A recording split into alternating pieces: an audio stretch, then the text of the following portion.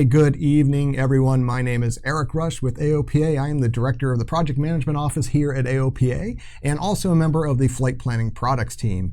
And also welcome to our first YouTube live stream here for AOPA. This is a new format we're trying out. If any of you have attended our webcast or webinars that we've had in the past, we've read feedback and we get comments from people about, hey, geez, can we do more with that? Can we improve the audio quality? There were some problems with some scratchy audio and hard to hear.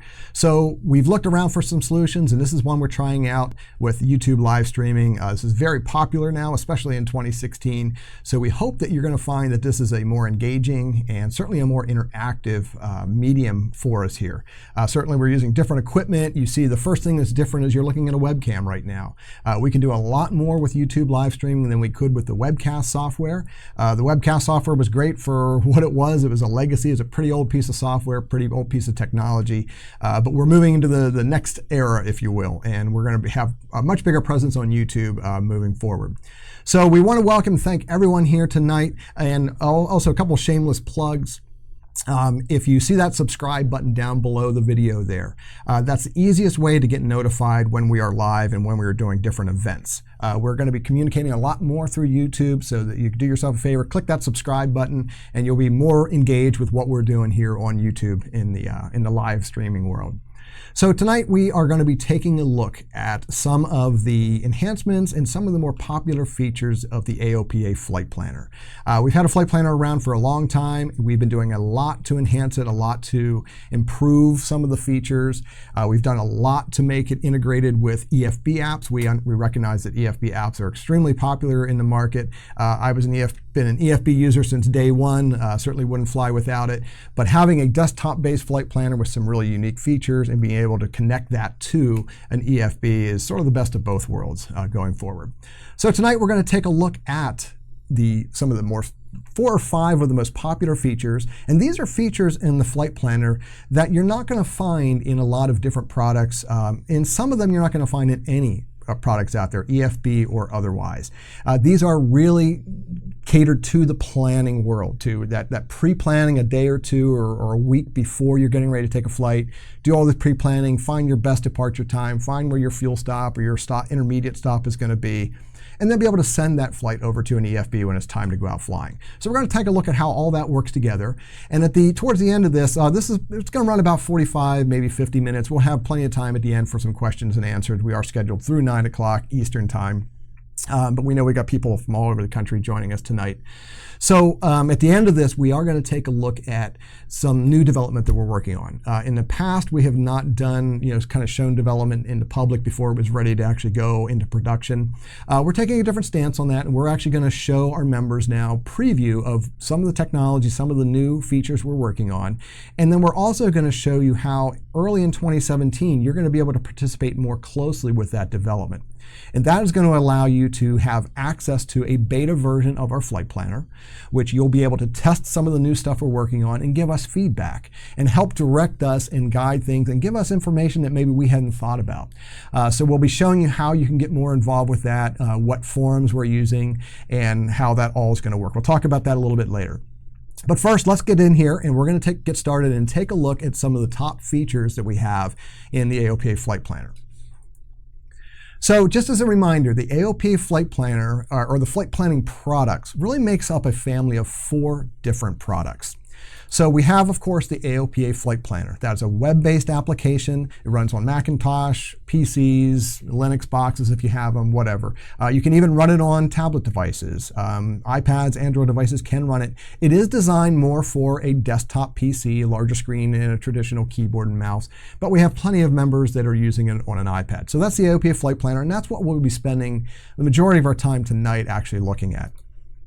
The AOPA Airports Directory, another one of the family of products that we have. That is one of the top 3 most visited web pages on the AOPA.org website. Very popular, a lot of content, and we're going to be adding to that next year. You'll actually see some changes coming to the AOPA Airports Directory, and we'll probably preview some of that stuff later in the year as we get into it. AOPA Weather, another very popular legacy product. We have a lot of weather information, a lot of different charts out there, aviation-specific charts that you would expect. And of course, AOPA Go, which is our mobile app, which is really the AOPA Airport Directory and the AOPA Weather product on your device. So it's designed to work on a mobile device, whether it be a phone or a tablet, and it does support Android as well as iOS devices. It's a free, all of these are free member products, by the way. So there is no charge, there's no additional. As long as you're an AOPA member, you will have access to all of these as part of your base membership. Okay, so we'll talk a little bit about the base features and then we'll get in. We've got a lot to cover tonight. We will do some questions and answers later, so if you want to enter those into the chat, if you have questions that we haven't covered, you may want to wait till we get a little bit closer to the end. One little thing, little caveat about the way the chat works with YouTube is it does require you to have either be logged in with your Google account or your YouTube account to be able to post comments. You don't have to be logged in or even have an account to watch the content. Anybody can watch that, but if you do want to participate and make comments, you do have to be logged in. So that's a YouTube thing, not really an AOPA thing. Okay, so some of the base features of the AOPA Flight Planner. And these are just the things that are in the base. We're not going to review all these, but just some of the things just for people who may not have used the product in the past. It is online browser based, as I said earlier, so it runs in Chrome or Internet Explorer or Firefox or any popular browser that you may be using. And there's nothing to install, by the way. It just runs inside of a browser. It uses interactive vector-based charts or base maps. So everything on the map, you can click on it and get information about it. We have customizable overlays. These are very popular. You can really take a VFR style chart or an IFR style chart, and you can make them look any way you want them. You can add different elements and different overlays to them, and you can save those so that they open up next time. The drag and drop interface. This allows you to rubber band. You can actually move different things around. You can drag and drop your route, really anything that you need to do, just like you would expect to do in an EFB app or any other app for that. Route briefing and file should go without saying. You can do a route briefing and you can file a flight plan. It does support ICAO flight plans, and that is something we're going to look at a little bit later in this presentation. And we're also going to be looking at the new style route briefing. This is what we call the next gen briefing. So we're going to get into that one a little bit later too. Color-coded METAR and TAF overlays. You see this feature in a lot of different flight planning products out there.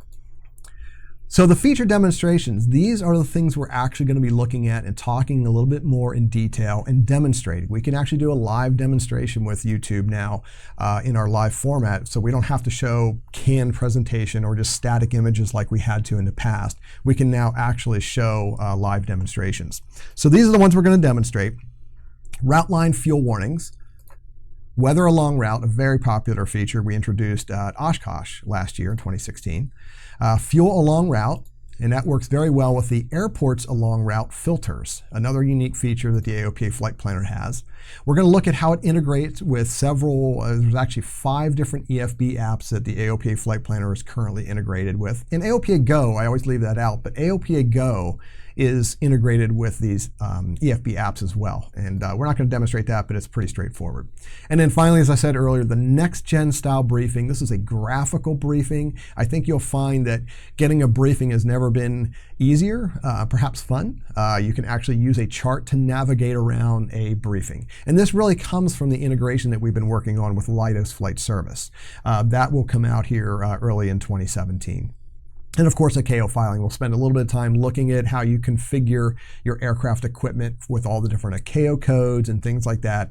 If any of you were around and watched the Leidos Flight Service webinar that we had about a month ago now, Joe Danelli was on there with Ferdy from our PIC, and they looked at the Leidos, how you would actually use their pilot web to do an ICAO flight plan. You can actually do all of that through the AOPA Flight Planner, and it will still send it over to your Leidos Flight Service account. So you can use either tool to actually file a flight plan.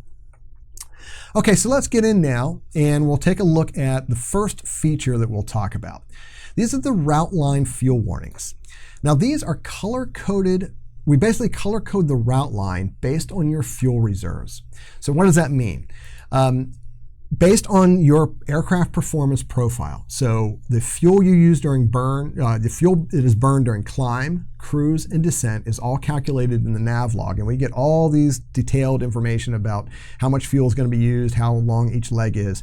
We use all that information and we combine it with the current winds aloft detail, the effects that the winds aloft have on our aircraft. And all of that goes into color coding the route line based on two different categories. We have a yellow zone, which represents the area of your flight. If you're doing a long cross-country flight, where you'll have 90 minutes of fuel to an area where you'll have 60 minutes of fuel. So that little block of the route will be color-coded yellow. Whenever you have less than 60 minutes of fuel, that part of the route line will be colored red. Okay, so that's kind of what we call the red zone. You probably want to be stopping for fuel before you get into that. So now I'm going to switch back over to the flight planner here, and we'll take a look at exactly how that works in practice. So I've got a route loaded here in the AOPA Flight Planner. This is a route from Frederick, Maryland. We're going to be using this route kind of all night here. We've going from Frederick, Maryland to Oshkosh, Wisconsin. And right now you see it with just the magenta line like we would typically see in any other app that's out there. If you look over on the left side, up near the top, there's a little checkbox called Show Fuel Warnings. Now, by default, this is on, so you don't even have to worry about turning this on or turning it off. We actually turn it on by default whenever you start a new flight planner session. I have it turned off tonight for demonstration purposes just to kind of show how all this is going to work. So take a look at the route line, and now we'll actually turn on fuel warnings. So now you can see there's those two different color-coded areas. We've got the yellow zone, which remember is from 90 minutes to 60 minutes of fuel, and then we've got the red zone, which is less than 60 minutes of fuel. That is highly accurate based on the fuel burns and calculations that you have entered in your aircraft profile, as well as the effects that winds aloft are going to have at your altitude. And for this flight, we actually had this set to 6,000 feet. So if we took off Frederick, Maryland, we could expect somewhere around this area in the yellow line here, we're going to have about 90 minutes, and we'll end up with 60 minutes where this transitions from yellow to red. So this is very helpful for actually going in and determining where you were going to need a fuel stop. All the guesswork is taken out of this now. I know this was always an issue. You're looking at it, it's like, well, where am I going to plan a fuel stop? Where exactly? And you're trying to figure all this out. This is just in yellow and red instead of black and white, right on the screen. You know that you want to be stopping in the yellow area or before. Why 60 minutes? Why did we set it at 60 minutes? We actually followed the Air Safety Institute, the AOPA's Air Safety Institute recommendation for fuel reserves, and that is at 60 minutes. Day VFR flight, we know, is 30 minutes, but we double that just as a safety precaution. And I know that's what I fly by, and that's why we decided to go ahead and line those calculations to that. Okay, so that's the route line fuel warnings. Very helpful feature. Remember, it's turned on by default. You don't need to actually do anything. Plan your flight. If you don't see the colors on your route line whenever you plan along cross country, then more than likely you don't need a fuel stop. You could always double check over here just to make sure that it is turned on, but then you can feel at least safe that you're going to have plenty of fuel to complete that flight. All right, so let's hop back here to the presentation. Take a look at the next feature. This is my favorite one, weather along route. Weather along route, we thought about that actually. In fact, just off camera, I have Vance Whitehouse with me. He is one of our developers that works in the flight planning. He is my technical producer tonight, and I really appreciate. We had a couple little technical issues going into the night, but we got them all worked out. Hopefully, you're seeing a good quality stream and everything is working out right. But the weather along route, Vance and I, were actually at Sun and Fun this year. And we kind of looked at a lot of members coming into the AOPA tent using our kiosk. We actually have computers set up at Sun and Fun and Oshkosh, all the fly-ins, that allow members to come in and plan flights or check the weather before they depart if they're flying out, basically have access to the internet and use whatever flight planning tools they want. It'd be great if they're using ours, but we don't really care. We just want people to have safe flights. And we were reserving, and we were talking about it later that night at dinner, that all these people were checking all these terminal area forecasts. And the traditional way you do that is you type in 3 or 4 or 5 or 10 different airports along a route, and you get this big long text list of terminal area forecast. And then you kind of weed through all that and look and see what the forecast is going to be for a flight. And when we get to these bigger shows, it's not unusual for people to be flying long distances. So they're looking at a much larger path. So out of that, we sort of invented this weather along route. And we looked at it and said, well, geez, there's got to be a way to make this graphical, which is what we did. The weather along route, I think you're going to find extremely unique. It's a complete new way to look at a terminal area forecast. And we're going to spend a little bit more time on this because it deserves it during the actual demo. So what is it? Color-coded weather conditions along your route based on the terminal area forecast. So in itself, that doesn't sound, oh, geez, okay, color-coded, we see that all the time. Here's the big difference. The condition colors are set based on the passing time for each one of the stations along your route. So again, kind of like that fuel along route, we calculate where your aircraft is going to be at any given moment, and then we find for each weather reporting station, we pull the weather TAF that is issued that's going to be active for the time you are passing through there, given a departure of whatever, 8 o'clock in the morning. So we'll actually demonstrate, this demonstrates it a lot easier than it does looking at it. We have an adjustable corridor that goes from 50 nautical miles out to 150 nautical miles. So we allow you to adjust the width of how wide, how far off your route do you want to look and pull weather stations to evaluate and include in your decision making. A very, very quick departure time slider control. And this is really the key that makes this whole tool work. This is what allows you to evaluate the best departure time very easily by using your mouse to drag a departure time slider just back and forth to say, well, what happens if I leave earlier? What happens if I leave later? It allows you to play that what if scenario, and then instantly on the chart will update the weather conditions so you can see where your best departure time is going to be. Each one of the weather stations allows you to hover your mouse over it and get what we call a quick pop-up, and that's a timeline. And the timeline, again, is another unique feature of the Weather Along Route tool that allows you to look at the terminal area forecast in a progressive timeline, and we're going to look at that one too. Of course, then we also have a detailed weather conditions pop-up, so if you really want to drill into a particular station, you can certainly do that and kind of look at all the details about it. And finally, we color code what we call hazards, weather hazards. So these are significant weather or different hazardous weather conditions that may be existing in the terminal area forecast. But rather than just getting buried in the text where it's kind of hard to pick that out or you may easily overlook it, we color it in the text and even on the timeline. We'll color code it either red or orange based on the severity of that weather condition. And where this plays a big part is, especially if you think in the summertime, it's quite possible to have VFR conditions in a terminal area forecast where it'll say, yes, the conditions are VFR, yet we can have thunderstorms in the terminal area or in the vicinity. That's quite common, especially here in the Northeast. We get that all the time. So it's not just good enough as we were building this tool to look and say, yes, everything is VFR. We knew we had to come up with and figure out how to put a hazard advisor in there so at least you know that, yes, it's VFR, but you can expect thunderstorms in that area. And we'll take a look and see how that works right now. So let's switch over to the flight planner. And we're going to go ahead and use our same route here. I'm actually going to shut off the fuel warnings just to make this demonstrate a little bit easier. Over on the right side toolbar, you're going to see a host of different tools that we have. The very bottom one, it's a cloud with a little airplane flying over it. That is our Weather Along Route tool. So we're going to look at the entire route. We're going to take their fuel stop out of this and just look at the entire route as one big piece here. So I go ahead and turn this tool on, and you'll see that it's now put a shaded corridor over our route. And within that shaded corridor, we've got all the different weather reporting stations in a color code. Green is VFR, blue would be marginal VFR, red will be IFR, and magenta, which we're not seeing any on here at the screen at this moment, but that would be low IFR conditions. This is based on, if you look at the little control panel that's opened up here, this is based on a departure time of 9:30 p.m. So it's basically looked and picked up basically an hour prior from, ahead of what we are right now. Now we probably wouldn't leave on a night trip like this. So this is the departure time slider that I mentioned earlier. So if we want to look at this and say, well, geez, what's this going to look like tomorrow? Let's say at 6 a.m. So we can simply drag this out, and you'll see as I increase the time here that the weather conditions are changing. Okay, so if we set this at 6 o'clock and we were going to leave Frederick, Maryland, you could see that we could expect VFR conditions over the entire route of flight the whole way out to Oshkosh. Okay, so it looks really good at 6 a.m. in the morning.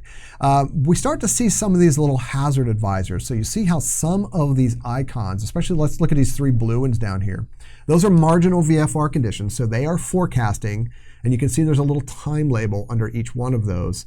So if we left at 6 a.m., we could see that out around where those blue ones are, we're talking around 9:40 to 9:56 a.m., what time we would be passing by those stations. And we can see that they are calling for marginal VFR conditions. Now that's a good bit. That's probably about 40 miles off of our route. So, I would probably not really evaluate that too much. But you can see how, in addition to having the color code, they also have a warning label on those. So they have that little exclamation mark on those icons. That is the hazard advisor. That is our first alert that says it's marginal VFR, but there's something else going on there which begs us to investigate a little bit deeper. So if we actually hover over one of these icons, we'll actually get a little pop-up. This is that little tooltip pop-up we talked about. And this is the first look we can see at the actual timeline. There's 2 different timelines on here. The top one you can see is blue for 1, 2, 3 different forecast periods, and then it ends up being IFR later in the day. And we actually put the actual time that TAF is going to become active. So what you're looking at is a timeline, a linear progression of terminal area forecast. Each dot on that timeline represents the issuance of a new terminal area forecast. So you can see that one is starting at 19 p.m., the next one is issued at 11 p.m., the next one at 7 a.m., and then not again until 4 p.m. So we can see that there's also that little vertical dashed line with a little arrow that's about 2/3 of the way into that flight, and that is basically what we call our crossing time. So for that station we actually hovered over, it tells us that we are going to cross by that at 9:40 in the morning, and we can expect blue or marginal VFR conditions, but then we see the hazards is red underneath that. Now it doesn't tell us any more about that at this point, so that's where we're going to want to look in a little bit deeper and see what does the red mean? What are the hazardous conditions that are forecast for that period? So to dig in deeper, all we have to do is actually click on the icon. Okay, so I haven't done anything. We hovered over it, we got the quick tooltip, then I click on it to get into the actual details of that station. So now we can actually get more information about it. We're looking at the same information, but it's in a little bit more of a, kind of what we call our field, football field here. We've got these different lines representing different times instead of yardage. But here again is this vertical crossing time. So we're passing through or by this station at 9:40 in the morning.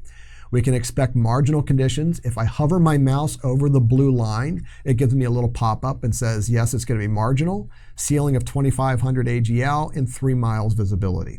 But now if we actually go down and look at the red section, it says light snow showers. That is the hazard advisor. That is the significant weather or weather that really may not change what the forecast is. It doesn't alter the being marginal VFR, but it does contribute to the weather, which is something we want to learn about.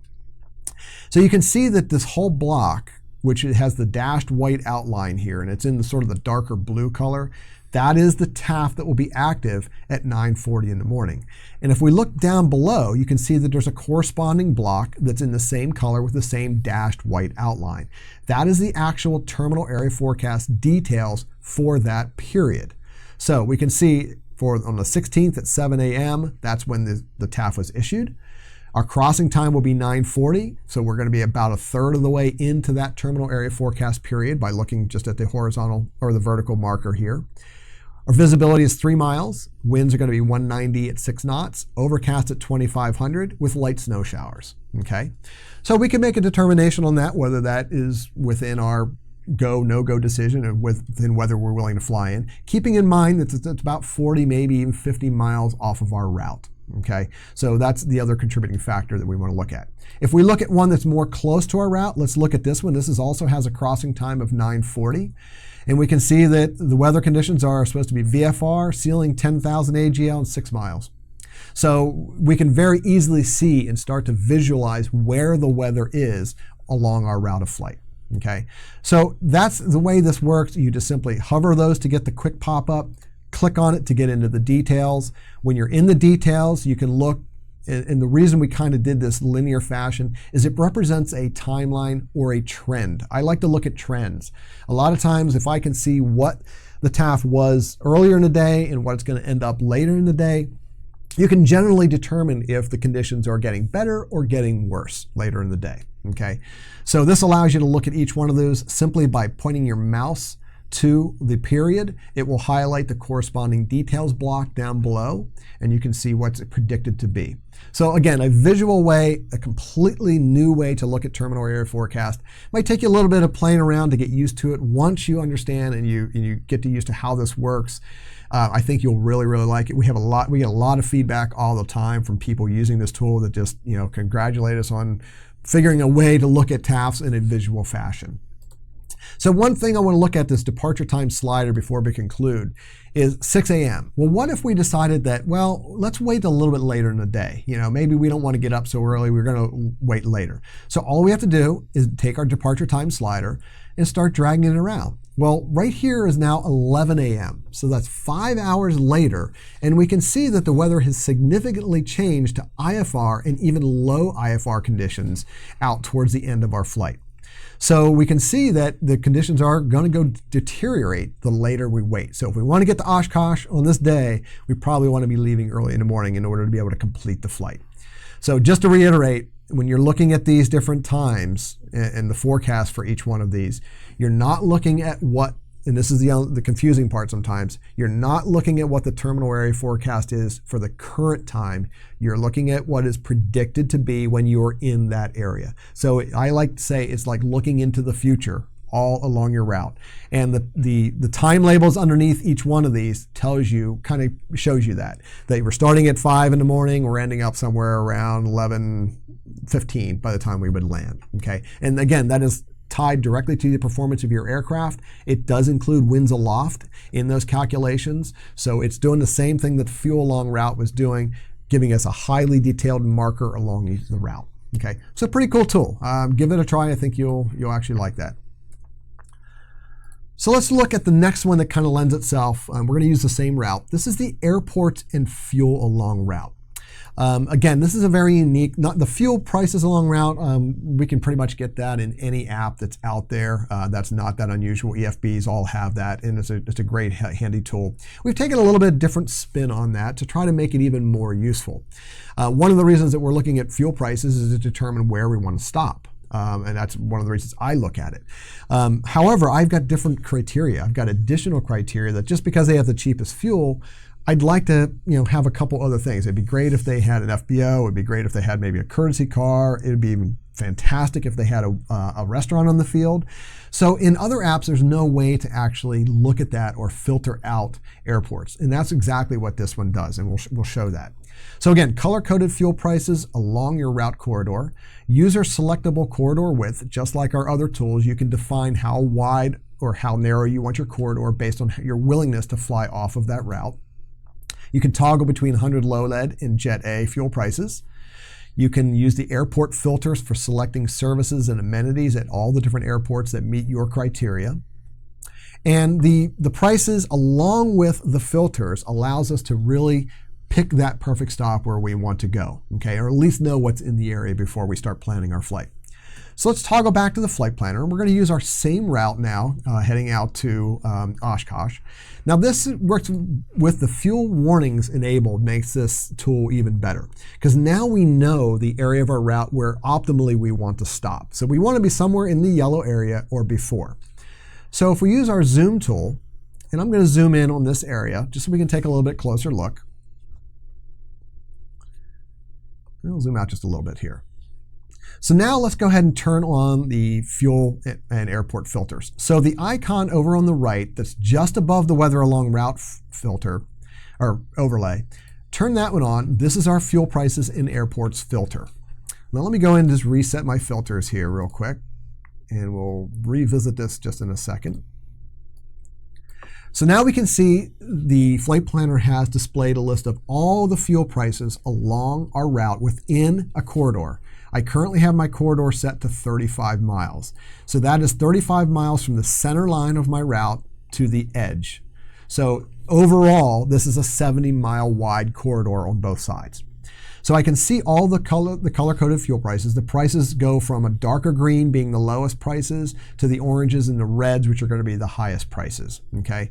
So we're going to be looking somewhere in this area on our chart is really where we're going to be looking to find a fuel stop.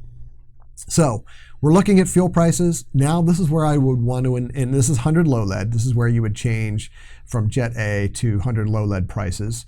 Boy, I guess they are a lot, less expensive for Jet A if you're lucky enough to be flying something that burns Jet A, but I guess you pay for it on the other end. So now let's add the filters. So below this, you'll see a little drop down. We can expand this. Let me move this over here a little bit, get it out of my picture. Oh, we don't even have the picture on, so that's good. There, we put it on.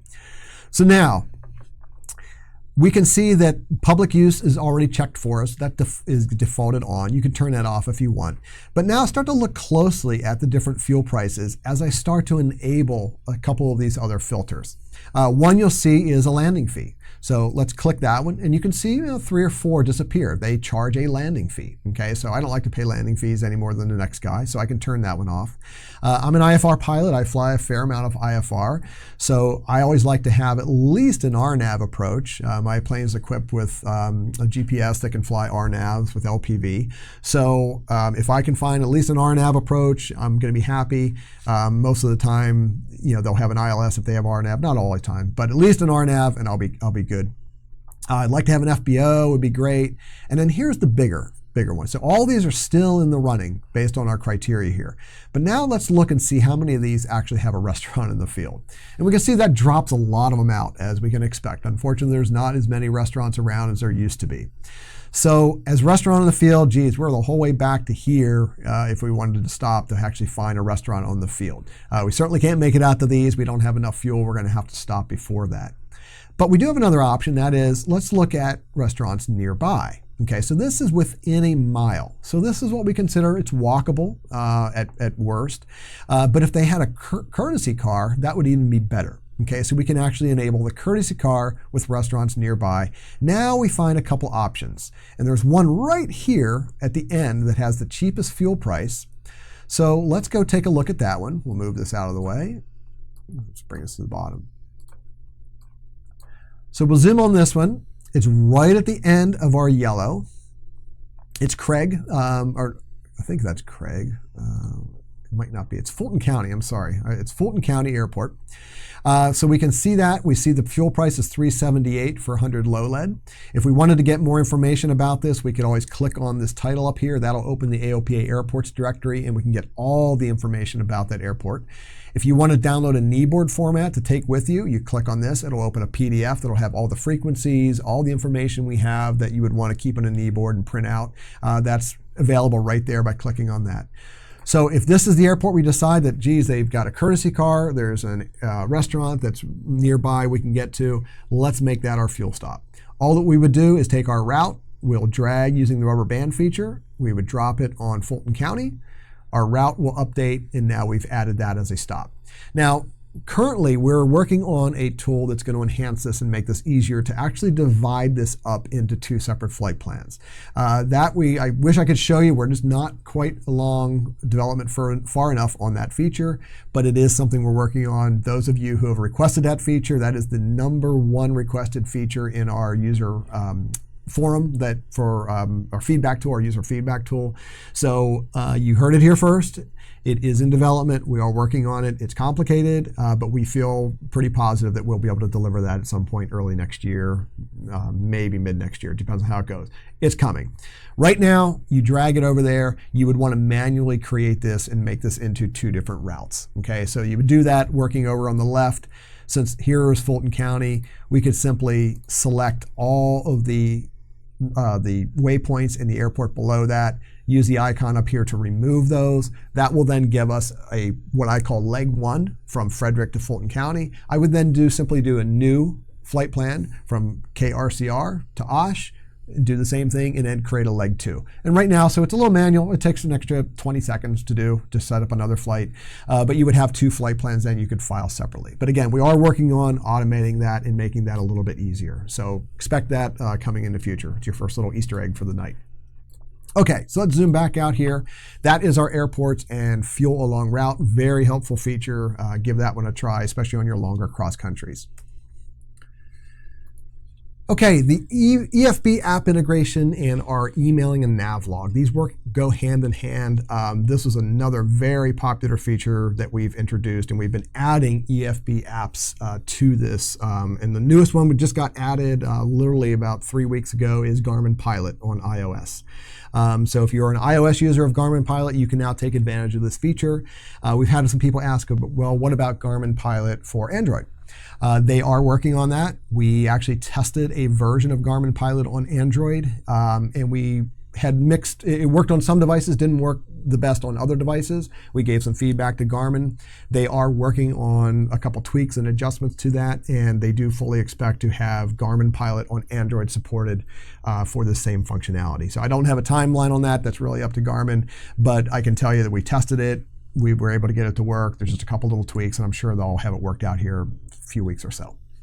Okay, so EFB app integration. The way this works is you would use the AOPA Flight Planner to plan your flight. So let's say we did that one to Fulton County. So we have our flight, leg 1, and we have leg 2. Using the flight planner, you can send a nav log, the AOPA navigation log. You can send that to any email address you want. So the idea is you would send it to an email that you can open up on your EFB or your iPad or your Android device where you would have your EFB installed, okay? Once you have that, there are buttons in that email, right in that nav log. When you open that email up, you're going to see some buttons across the top, and we are going to demonstrate this, that will allow you to send that route to any of our supported EFBs. Currently, we support ForeFlight Mobile, Garmin Pilot, Navigator, which is also an Android-based EFB, the Seattle Avionics version of FlyQ EFB, and WingX Pro 7. There are, I won't say, but I know there are 2 more in the works, and that should make a lot of people happy. They've been commonly requested. We have been in talks with them, but we don't announce those until they get a little bit further into development and let them do the announcement first, because it is a lot of development on the EFB developer side. We aid in that, but it is really their thing. So there are 2 more that are in the works that we'll be adding to this list probably early next year. So expect some announcements on that as we get a little bit further down the road. There are direct integrations. Both Navigator and WingX Pro 7 have done what we call a direct integration. That allows you to actually access your list of saved routes in the AOPA Flight Planner from directly within the EFB without having to do this emailing yourself a nav log. And we will show how that works using WingX Pro as an actual demo. Okay. So here we are back in the flight planner, and we've got that route from Frederick to Fulton County. Okay, so that's the same one where we amended, we changed our flight, and we have that one in there now. Down in the lower left, at the bottom of the what we call the route window, you'll see a button that says email. Okay, so if you click on email, that will open up a little email route window. Okay, and that here you will actually put in your email address. This is the email address that you can send to yourself so you can open this up on your iPad or Android. You can also send the same route. If you're flying with a friend or you're flying with a buddy, you can also send this nav log to them so that they could open it up in their route or their iPad or their EFB as well. Even if they were using a different EFB. If you were using ForeFlight and your buddy was using WingX, you could email each the same nav log and you'll be opening up the same exact route in 2 different products. So pretty cool little feature. Okay, so I send myself the nav log. And on my device, on my iPad, I opened it up, and this is what I see. I open the email up, and I see a traditional nav log that you would expect. All your information is there. It's a great little backup nav log. Even if you're using an EFB, it's a handy little tool to or a handy little piece of information to have. And at the top, you'll see 4 little buttons: ForeFlight, Garmin, FlyQ, and WingX Pro 7. So depending on which EFB you're using, you would simply click on the appropriate button. So we'll pretend we're clicking on ForeFlight here. We click on ForeFlight.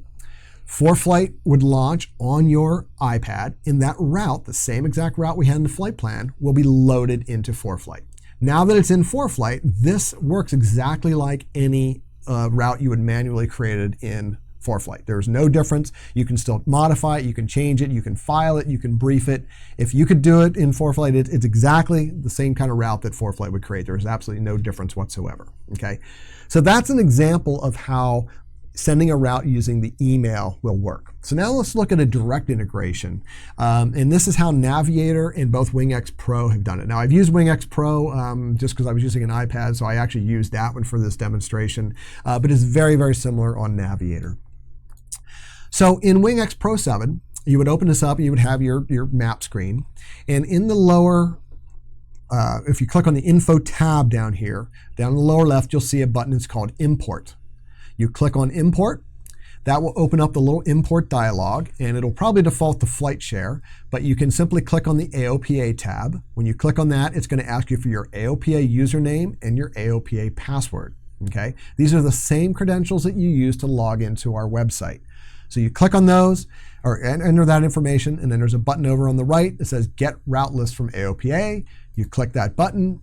It will take just a second. It'll connect to the AOPA servers, and then you'll see a list of all of your saved routes. Okay, so you can see there's that one, KFDK to KRCR. That's the same one we were looking at that we just built. That's our first leg going to Oshkosh.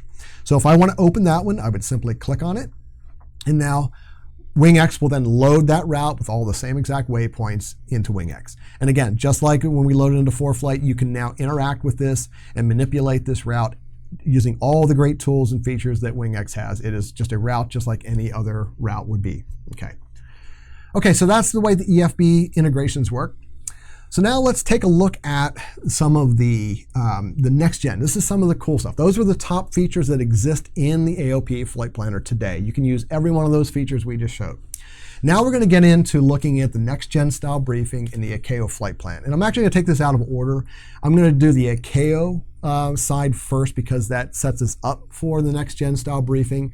The next gen style briefing, as we get into that, that is not currently in the app. We are going to be looking at a beta version of this.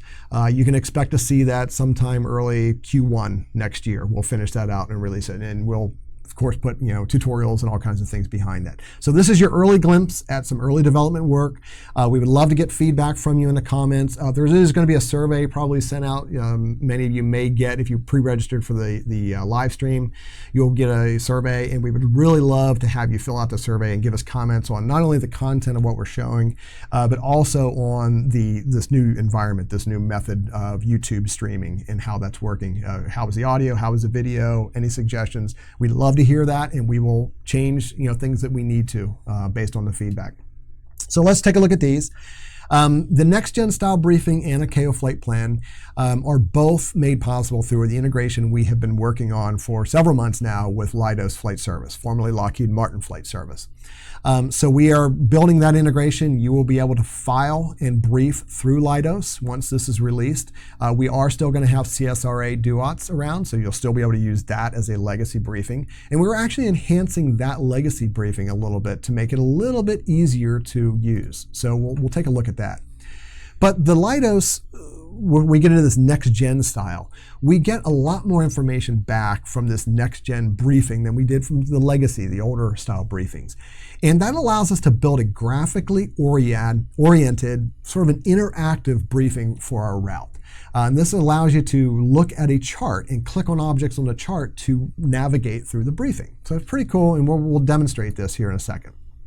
All the different sections, NOTAMs, adverse conditions, weather, forecast conditions, all of those are in collapsible sections that you can expand and collapse as you need. Okay, so it takes this big giant briefing and kind of makes it into smaller chunks and makes it a little bit easier to consume and understand. There's also a really cool thing we saw when we were looking at the information coming back from Leidos, and there are sections in the NOTAMs. There are certain NOTAMs that will be tagged as critical and or caution. Okay, so we were able to actually build around that and say, well, if the FAA is labeling these as a critical NOTAM, let's put them in their own section. Okay, so if we see hundreds and hundreds of NOTAMs sometimes, depending on how long our route is, it would be really great to move these critical ones into their own bucket, so to speak, so we can kind of look at them outside of all the other NOTAMs that we still should be looking at, but nonetheless. So support for the ICAO plan format. Now we know that the FAA is going to be switching over to only accepting the ICAO format. You can file with ICAO today using the AOPA Flight Planner. We know there's going to be some changes coming on the back end from Leidos and from CSRA. So we'll probably have to make some tweaks as we go forward into early next year. Don't have a timeline for that. I know they've talked early in January sometime, starting to get into a testing period with all of their vendors. That's Harris, Leidos, and CSRA. How long that takes, if there's any back and forth, any adjustments need to be made. But we can expect probably sometime Q1 to make that switch over. Again, there's not a final date yet picked, but it's, they are getting closer. Okay, so the ICAO Equipment Code Calculator, that's something unique we've built into the Flight Planner.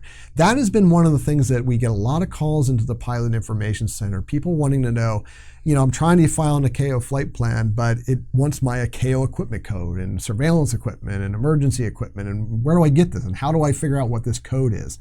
We've built in a little calculator to simplify that, and you can use you could use the AOPA Flight Planner and use this equipment code calculator, even if you don't use the AOPA Flight Planner. The code it's going to generate, you can use in other devices. So if you wanted to copy that code that we provide and use that in ForeFlight or WingX or anything else that can file in a ICAO format plan, you can do so. It's the same exact code. We just try to make it a little bit easier. So now let's take a look at that one. We'll hop back into the Flight Planner here. And let me just go ahead and shut off this so we can avoid some clutter. So we have the same route. This is going now from, again, Frederick, Maryland to Oshkosh, and we'll go ahead and do a briefing on the whole route. So if we go to route, you can also go down here to brief. We'll just go up here to route, briefings and flight plans. And this is kind of the traditional menu that opens up that allows us to do a new briefing, new FAA flight plan, an ICAO flight plan, and a recent flight plan. Actually, before we get into this, I do want to show let me close this, and I said we'll do the ICAO equipment code first. So I'm going to go up to Tool, go to Aircraft Info, and we're going to pull up a sample aircraft here. We'll pull up a Piper Archer. So this is one of my saved aircraft I have in my profile. And we can see that this is sort of the traditional form that we've always had in the AOPA Flight Planner. The only addition for ICAO that we've had to add to this form was the wake turbulence category.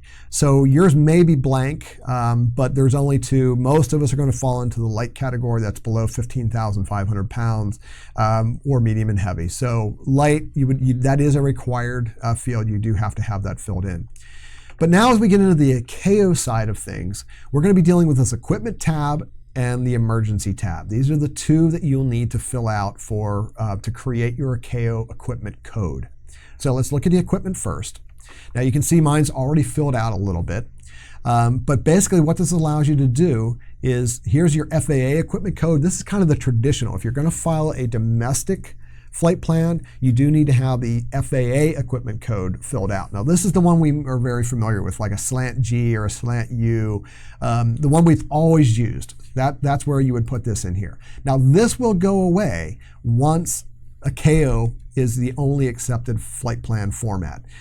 This FAA equipment code field will go away. The only real reason we're keeping that now is because you can still use a domestic flight plan if you want. So this is what you would need filled out for that. Now you can start to see that we're getting a code down here. Now I'm actually going to remove that code just to start over. This is where we're going to generate this ICAO equipment code. If you know what your code is, you can manually type this in here, okay? I don't know what it is, so I'm going to use the calculator to build that code for me. So down in this little block here, this is kind of the first part of the calculator, is we can say none. I don't have any equipment. I'm flying a non-electrical aircraft, Piper Cub or something like that, and I don't have any equipment. Hit N, you're done. Okay, you can now file a flight plan with a non-electrical aircraft. However, if you don't have that, you have electrical aircraft and you've got equipment on board, now you need to start filling out a couple fields. Now, if you have many of the legacy fleet out there fall into this standard category of equipment they have. So you have a VHF radio, you have a VOR receiver, and you have an ILS, in your VOR that you can fly a precision approach. If you have that base equipment and you don't have anything else, you don't have a GPS and you don't have ADS-B out or any of that, you could simply click the S code. And now that filled in for us in each one of these three fields. I now have my VHF radio, my VOR, and my ILS for approach. So I've got COM, NAV, and approach all filled out, okay? If you have other than that, you can start to build the code. So let's go into the comms and take a look. In here, you can select any that apply, any of these. So if you have any of the other type of comm equipment, you can simply add that. Let me add UHF radio just to show you what it'll do. And it'll add that. So now we have a V and a U code, and you can see how these have been added up here. We now have the U code added. And the S, which means standard. So that's where the S came from. If you don't have that, we want to remove it, you click the X and you can simply remove it. The general idea is if you read some of these, an E3 PDC ACARS, if you don't know what that is, you more than likely don't have it. As you can probably tell by looking at this, especially when we're seeing ACARS, we can see that a lot of this equipment code is designed for, for air carriers, large commercial aircraft, the airliners, they're going to have ACARS and things like that. So for the most of us, VHF radio standard equipment is what we're going to be looking for. Okay. Navigation. Let's take a look at this one real quick. I've got DME on mine, so I can enable DME. I've got an IFR approved GPS. So it's a questionnaire. You simply go through here and add all that apply. The ADF was removed from my plane a while ago, so this is basically what I have. Okay. So now I'm actually done with the nav side. I just pick what my equipment can do. Approach. We'll look at that. I've got an ILS. My GPS is IFR approved. It can also fly an LPV approach, so I can actually add that. It is a, it's a Garmin 430 WAS, so I can do LPV. So I add that one. I don't have either of these. I don't have an integrated landing system or an MLS. So now you can see the code that was put up here for us. SDGB with a /. The information behind the / will be filled in the emergency side tab. So the first, everything on the left side of the / is your COM, NAV, and approach equipment codes.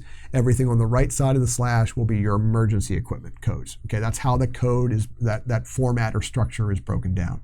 Let's take a look real quick at the emergency side. I've got a portable ELT. I don't have any dinghies. I do have lighted life jackets. So I add these 3 items. Go back to my equipment. Actually, let's save that. And cannot be part of empty. The part after the / may not be empty. Oh, this is the beta version. I'm sorry. That's why it is doing that. Actually, we can go down here and do the rest of this. I didn't see that. It should be on the other side. Transponder, mode C.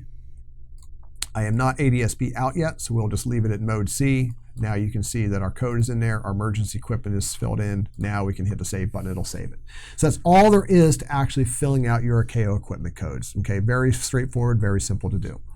So now that we have our aircraft set for ICAO, we can go and do our briefing and filing. We could actually file an ICAO flight plan. But what we're going to look here is this next gen briefing. So this is that preview into what is coming. Okay. So I'm going to pick Leidos Flight Service, and we're going to submit this request. Now, I just will tell you, we are working on a canned briefing for development purposes, so this is not a live briefing. If you're looking at some of the dates on here and seeing, geez, why don't these line up with what today's date is? This is a canned briefing that we've loaded into our system, and this is what we are using to development against. It did come from Leidos. It was a real briefing for this flight, but it was just done a few days ago. So let me make this window a little bit bigger, and we'll start to actually see what this looks like. So you can see over here on the left is all of our different categories. These are all the different sections of the briefing. We also up here will show you, here is the route you're briefing, and there are 44 unread sections. So in this briefing, there are 44 different sections we have not looked at yet. And we indicate those with a little blue dot. Now, again, this is pre-beta, this is early development. Some of this may change, so don't take all this to bank. We might change this, but even on feedback we get from you guys, we may end up changing a little bit of this to make things easier. But this is where we're at as of today. You can see that it opens up the adverse conditions. We can look at individual TFRs. And you can see around the DC area where we're located right now, a very cold DC area right now. We can see we've got the SFRA. So just by hovering over this chart, we can get information about that TFR that is here. We can also see that we have an active time that is published for that TFR. This is permanent. And we'll also get, for most TFRs, we'll actually get a passing time. So this will actually tell us, based on our route and our performance of our aircraft and winds aloft and all those great factors, when are we going to be passing? And if you look up top here in this red section, the TFR is active while our flight is going to be traversing the area. So that tells us that it is in effect. You can look at some other briefings. We were looking at one yesterday where it said, this was like in a yellow color up there, and it said the TFR is going to be active 60 minutes after your proposed passing time. So it'll tell you if you need to be concerned about delaying or when that TFR is going to be. So let's look at a couple other ones real quick here. These are a TFR section. If you see any sections that are grayed out and they don't have any numbers behind them, like this one has 3, there's nothing in that briefing. You don't even need to bother looking at that part of the briefing. There's no information provided to us in that briefing. If we look at airmets, you'll now be able to look at a graphical representation of an airmet. So here's airmet Sierra, okay? And it tells us that it is going to be active when we're traversing the area. And you can see where our route is going to penetrate this airmet. Okay, so this is an airmet. Here's all the information about that. This is IFR conditions, okay, are predicted for that area based on our crossing time. We won't go through all these. I know we're getting a little tight on time, and I want to get to some questions here. So airmet for icing, so you can see the different ones. And all you have to do is hover over those, and you can see how it highlights the actual corresponding details section below it. If I click on one of these, it will then zoom in, and we're just looking at that airmet. We can again see that, yes, this is going to be active when we're going into it. We're just going to be touching the edge of that airmet Zulu there, and you can see the passing time when we're predicted to pass through there. Let's jump down to like the NOTAMs section here. You kind of get the idea how this is all going to work. The NOTAMs will allow us to actually, you can see a lot of these are grayed out. We don't even need to look at them. Here's obstructions. There's one obstruction within 10 miles of our departure, okay? And we can see that it's probably an unlit tower, antenna light or something out. But let me get down to the en route. This is a good demonstration. And we'll look at the runway, taxiway, and apron. Okay, now let me actually make this bigger and show you. For this route, there's 76 NOTAMs issued for runways, taxiways, and aprons. Now we know 76, well, they're not all going to be right along my route. The thing with a briefing is you get this corridor concept, okay? So one of the things now we can look at with this graphical style briefing is you can see the chart, and we actually cluster all these different 76 different NOTAMs into groups. So maybe we would say, let's go in and look at these 7 in this area. All that I have to do is click on the chart, open that up, and now it'll zoom in on those airports that made up those 7 different. If there are multiples, they will tell you with a little badge. So at KDPA, there are 3 NOTAMs. There's 1 at KICS, 2 at KLOT, and 1 at KARR. If you want to look at any individual, you can see just by hovering over them, the list below automatically scrolls to just show me those 2, and it highlights those to make it very easy. I'm not clicking, all that I'm doing is moving my mouse around. If you want to look at just this one, you can certainly click on that airport. It filters out all the other ones, so now all that I'm looking at is that NOTAM, okay? This method of a graphical style briefing makes it very easy to navigate through this briefing, and it's a lot easier to visualize where these are along your route or in relationship to your route than simply looking at a big long text file and trying to figure out, well, I don't know where KDPA is. How do I know if I should be concerned with that? This allows you to put it onto a chart and see that, oh, well, geez, that's not too far off my route. Maybe I do want to take a look at that one. So the idea behind a graphical briefing in a more organized briefing like this is that you can get in there and find the information you want without getting lost in just thousands and thousands and thousands of words. Okay, so again, this is early development. It does not exist in the product yet. We do expect to have this out sometime Q1, certainly before Sun and Fun. We'll be able to show this and you'll be able to use this briefing. So again, we'd love to get your feedback on this. You can post something in the comments. You can respond to the survey when that shows up in the next day or 2. We'd love to get information on what you think. And we are going to show one thing before we conclude is I do want to show, we might run just about 2 minutes late here, but let's hop back to the presentation real quick. And we will talk a little bit about how you can get more involved with the AOPA Flight Planner, okay? I think we want to take that one off. Yeah. So we have, if you go to aopa.org/flight planning/feedback, that will take you to our tool powered by User Echo, which allows you to submit ideas, vote for other people's ideas that they have for the flight planner, and submit different questions and things like that. We monitor this very closely. And if you actually went there, I was going to show this, but we're running a little short on time, but you can go and take a look at it, and you'll see all the top features. And we actually update that with a status of where it's at in development. Are we planning it? Is it started? Is it completed? So you'll see little color-coded tags there that tell you of all these different features that have been requested by users, and our members, where we are at. We listen to this stuff very closely. Okay, so go to that if you want to write that, jot that down, you can get to that. You can also get to this from the feedback button within the AOPA Flight Planner, so you don't have to write this down. You can get to this same place in the Flight Planner. Okay, a little bit about this open beta program, and then we'll wind it up with some questions. Coming soon, early 2017, we are going to have access to our beta version of the Flight Planner.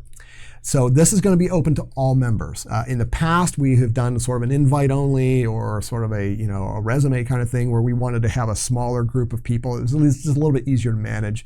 We're going to do away with that, and we are now going to allow all members, active AOPA members, to access the beta version of our flight planner. You'll have the first glimpse at the stuff we're working on, keeping in mind that things are beta. They may not fully work, but that's the idea. We put them out in beta before we release it to production. You will also have a dedicated forum in User Echo, our feedback tool, that's going to allow you to interact with us as well as other users of the beta. So other members in there, you can have conversations, you can talk about, hey, this is really great, wouldn't it be cool if we did this? So we really want you to be involved in this and help us build this product out that we all use. So again, expect all of that coming in early, first quarter of 2017. So do we have any questions? We have a few questions here. So let's go to the webcam there. We'll switch over to that. Okay, so first question, does the flight planner show MOAs and if they are hot or not? Good question.